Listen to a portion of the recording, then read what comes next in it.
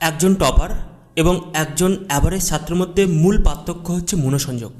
যদি তুমি একজন ছাত্র হয়ে থাকো, তুমি ভাবো যে পড়তে বসলে তোমার মন চঞ্চল হয়ে ওঠে, তোমার মনে হয় যে একটু মোবাইল ফোন দেখবো বা একটু ঘুরে আসবো বা পড়তে ইচ্ছা করে না।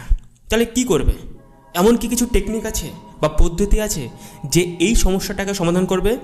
ওয়েল, আছে, আর আমি সেই টেকনিকটা তোমাকে শেয়ার করব। তার জন্য সম্পূর্ণ ভিডিওটি দেখো, কারণ তোমার জন্য আছে একটা স্পেশাল গিফট। ওয়েল, আমি একটা বই লিখেছি, সেই বইটার নাম হচ্ছে মননের মহাশক্তি। এই বইতে আমি প্রচুর টেকনিক রেখেছি। প্রত্যেকটা টেকনিক ছাত্রদেরকে অসাধারণ বা টপার তৈরি করতে পারে। তোমার যদি উদ্দেশ্য স্কুলের টপ করা বা বোর্ডের টপ করা হয়, তাহলে আর সাধারণভাবে পড়লে চলবে না।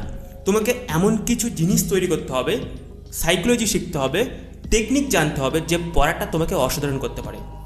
ওয়েল, এই বইয়ের মধ্যে আমি তো প্রচুর টেকনিক রেখেছি, কিন্তু এর মধ্যে মনোসংযোগ করার জন্য একটা টেকনিক আছে।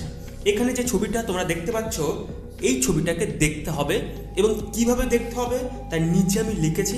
যদি এটা দেখে পড়তে পারো, তাহলে সেই পড়াটা তুমি দীর্ঘদিন মনে রাখতে পারবে আর মন চঞ্চল হয়ে উঠবে না। এর পরবর্তীতে আমি আর একটা টেকনিক রেখেছি, এটাও মাইন্ড টেকনিক। তো এই মাইন্ড টেকনিকটা কীভাবে করতে হবে, কি প্রসেসে তুমি করলে তোমার মন চঞ্চল হবে না, সেগুলো তো লেখাই আছে।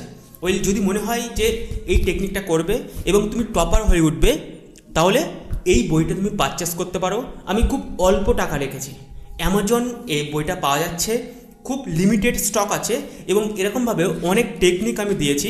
টাইম ম্যানেজমেন্ট থেকে শুরু করে টপার সিক্রেট থেকে শুরু করে অ্যাডিকশন রিমুভ থেকে শুরু করে কিছু সাইকোলজি, যেটা সাধারণ স্কুল কলেজে শেখায় না।